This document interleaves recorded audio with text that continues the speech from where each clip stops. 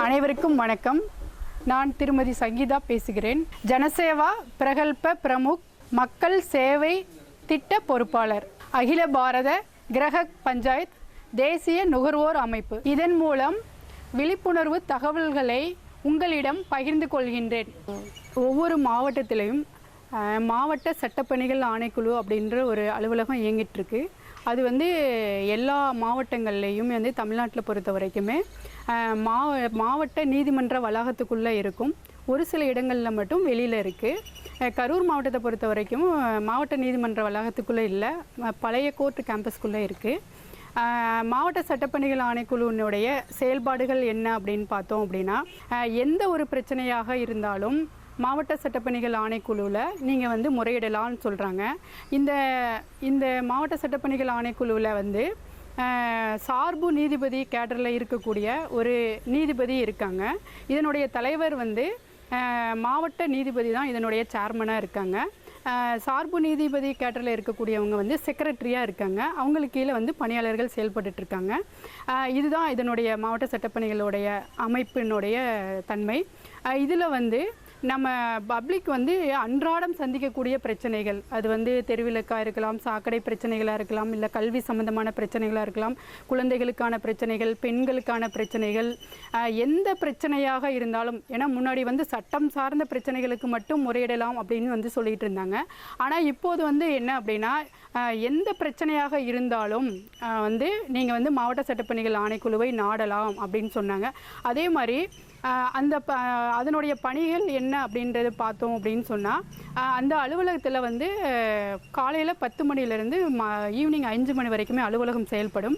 அப்போ நீங்கள் வர்றப்போ எந்த விதமான பணம் செலவு செய்ய வேண்டியதில்லை. பேப்பர் கூட, அதை நம்மளுடைய மனு எழுதுறதுக்கான பேப்பர் கூட அந்த அலுவலகத்திலே கொடுத்துருவாங்க.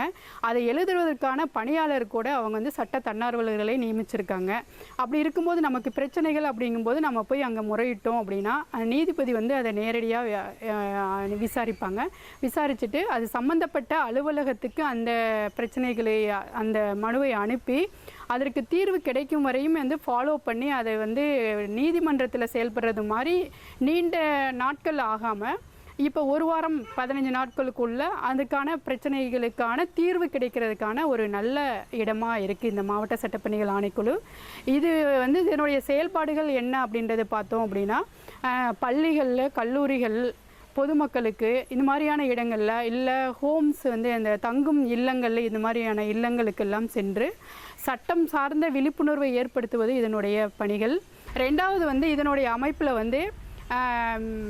நிரந்தர மக்கள் நீதிமன்றம் அப்படின்றது இப்போ அமைச்சிருக்காங்க.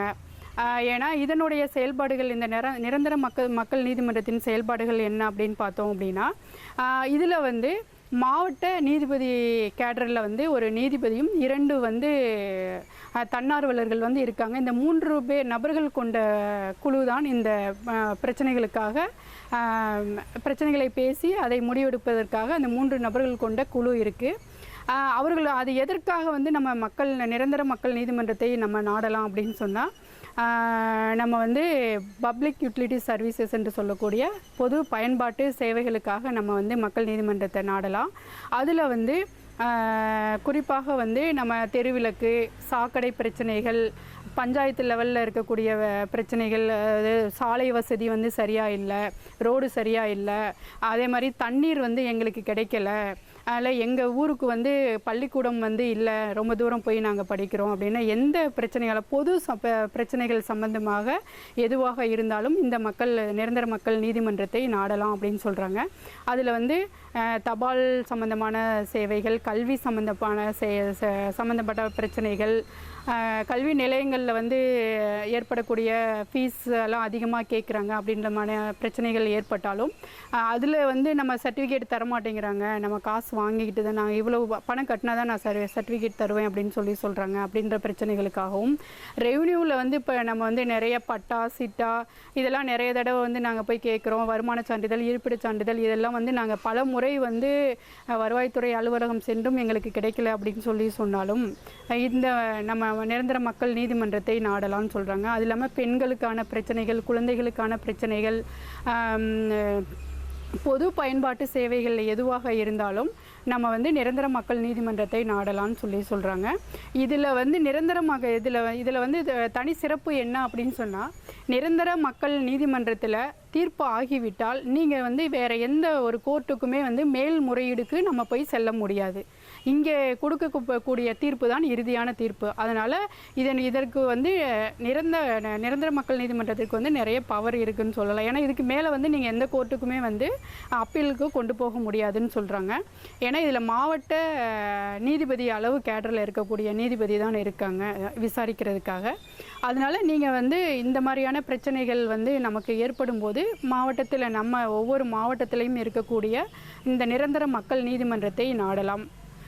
அடுத்து நிரந்தர மக்கள் நீதிமன்றத்துக்கு அடுத்து மக்கள் நீதிமன்றம் அப்படின்ற ஒரு அமைப்பு இருக்குது. அந்த மக்கள் நீதிமன்றத்தினுடைய செயல்பாடுகள் அப்படின்றத பார்த்தோம் அப்படின்னா, நம்ம நிலுவையில் உள்ள வழக்குகளை சமரசமாக நம்ம வந்து பேசி முடித்து தீர்வுபடுத்தி கொள்ளலாம். எந்த நீதிமன்றத்தில் இருந்தாலும் நம்மளுடைய வழக்கு நாங்கள் வந்து வாதியும் பிரதிவாதி 2 பேரும் நாங்கள் வந்து சமரசமாக பேசி இந்த வழக்கை முடித்து கொள்கிறோம் என்று அந்த நீதிமன்றத்தில் சொன்னால், அந்த வழக்குக்கு உண்டான கட்டு வந்து இங்கே வந்து மக்கள் நீதிமன்றத்துக்கு அனுப்பிடுவாங்க. அப்போ வந்து அந்த லோகதளத் என்று சொல்லக்கூடிய மக்கள் நீதிமன்றத்துக்கு வந்து அந்த வழக்கு வரும் பொழுது 2 தரப்பினரையும் வரவழைத்து மக்கள் நீதிமன்றம் அவர்களை வந்து பேசி அவர்களுக்குள் தீர்வு ஏற்படும் பொழுது அந்த வழக்கை வந்து நிலுவையில் இல்லாமல் முடிப்பதற்கு வந்து சௌகரியமாக இருக்கிறது. இது வந்து தேசிய அளவில் வந்து நேஷனல் லோகதளத்து என்று வந்து ஒரு 3 மாதங்களுக்கு ஒரு தடவை இந்த மக்கள் நீதிமன்றம் செயல்படுகிறது. அதில் வந்து ஒவ்வொரு நீதிமன்றங்களிலும் உள்ள வழக்குகளை இந்த மக்கள் நீதிமன்றத்துக்கு அனுப்புவாங்க. ஒவ்வொரு கோர்ட்டில் இருக்க பெண்டிங் கேசஸ் வந்து இதில் வந்து மாவட்ட சட்டப்பணிகள் என்ன பண்ணுறாங்க அப்படின்னா, அவங்கள வாதி பிரதிவாதியை கூப்பிட்டு நீங்கள் இந்த வழக்கை வந்து நீங்கள் முடித்து கொள்ளலாம் அப்படிங்கும்போது, இந்த மாதிரியான தேசிய மக்கள் நீதிமன்றம் வந்து நடத்தும்போது நிறைய வழக்குகள் வந்து முடிவடைகிறது. இந்த நிகழ்வின் மூலம் உங்களுக்கு ஏதாவது சந்தேகங்கள் ஏற்பட்டால் என்னுடைய தொலைபேசி எண்ணை தொடர்பு கொண்டு தெரிந்து கொள்ளலாம்.